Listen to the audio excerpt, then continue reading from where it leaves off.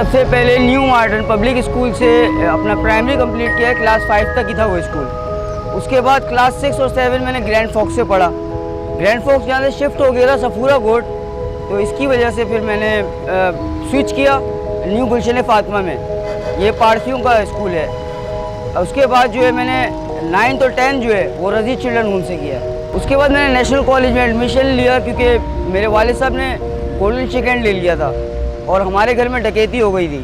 क्योंकि मेरे वालिद साहब जो हैं कुछ ज़्यादा ही दीनी आदमी हैं, तो वो मोबाइल पे लोन तक नहीं लेते थे माशाल्लाह, समझे।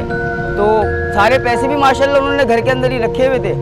वो जो उनको मेरे रिटायरमेंट के पैसे तकरीबन 8 लाख रुपए उस टाइम में 1998 के अंदर, तो डकैती के अंदर वो चले गए सारे पैसे। मतलब हमारा सारा फ्यूचर ही चला गया। मैं यूँ आ गया कि हमारे घर में जो डकैती हुई ना, मेरे मुंह बोले मामू थे अनवार अजीम खान, उन्होंने मेरे वालिदैन का दिमाग ऐसा बनाया कि उस डकैती का इल्ज़ाम ही मुझ पे आ गया।